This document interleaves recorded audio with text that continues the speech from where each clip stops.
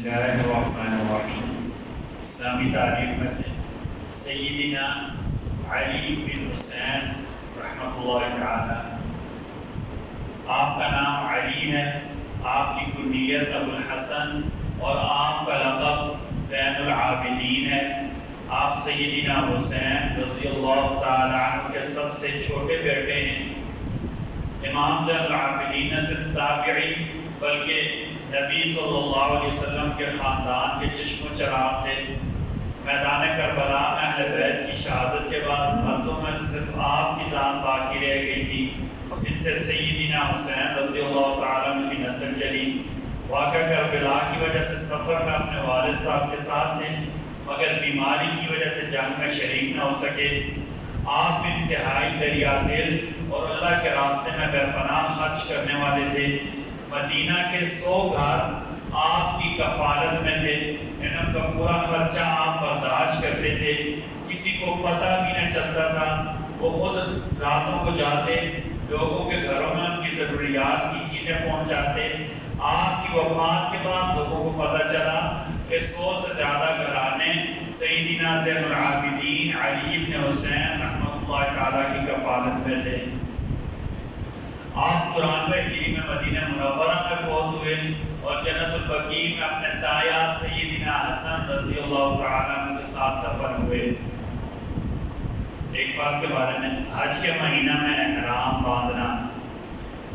سیدنا عبداللہ بن عباس رضی اللہ عنہ فرماتے ہیں، سنت یہ کہ حج کا احرام حج کے مہینوں میں باندھا جائے۔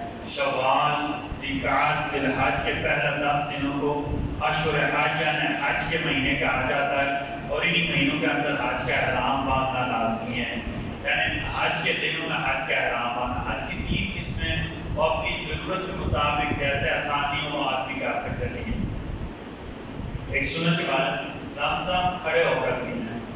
عبداللہ بن عباس بیان کرتے ہیں کہ نبی کریم صلی اللہ علیہ وسلم نے زمزم کا پانی کھڑے ہو کر پیا۔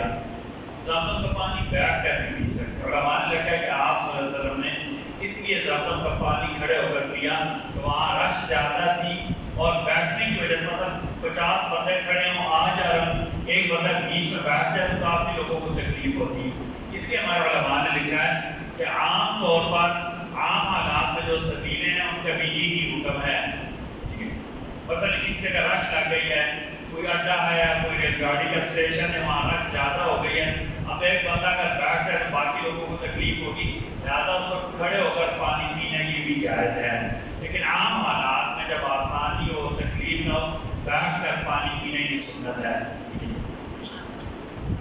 ایک فضیلت والا اللہ کے راستے میں سواری دینا۔ نبی کریم صلی اللہ علیہ وسلم نے فرمایا، جو بندہ اللہ اور اس کے وعدے پر یقین کے ساتھ اللہ کے راستے میں اپنے سواری دے گا، یعنی کسی جہاد کرنے والے کو یا کوئی حج کے سفر پر جا رہا ہو، نیکی کے سفر پر کوئی جا رہا ہو، پھر اسے اپنے سواری دے گا تو سواری کا کھانا پینا، اس کا گوبر اور پیشاب کا وزن بھی قیامت کے دن نیکیوں میں شامل ہوگا۔ کسی وقت گاڑی تھی، موٹر سائیکل تھا، کوئی بندہ نیکی کی کسی کام پر جا رہا تو اس نے اسے دے دیا، جتنا چلے گا جو اس راستے میں خرچ ہوگا اللہ اس کے مطابق اسے اجر دے۔ گناہ کے بارے میں رشوت کی لین دین کرنا۔ حضرت عبداللہ بن عمر فرماتے ہیں کہ آپ صلی اللہ علیہ وسلم نے رشوت دینے والے اور رشوت لینے والے دونوں پر لعنت فرمائی ہے۔ قرآن کریم کی نصیحت سورہ بنی اسرائیل آیت نمبر 37، اللہ تعالیٰ فرماتے ہیں، زمین پر اکڑ کر مت چلو، کیونکہ نہ تو تم زمین کو پھاڑ سکتے ہو اور نہ ہی اکڑ کر چلنے سے پہاڑ کی بلندی کو پہنچ سکتے ہو۔ اللہ تعالیٰ ہم سب کو کہنے سننے سے زیادہ عمل کی توفیق عطا فرمائے۔ بسم اللہ الرحمن الرحیم، بسم اللہ والصلاۃ والسلام علی رسول اللہ، بسم اللہ وعلی ملت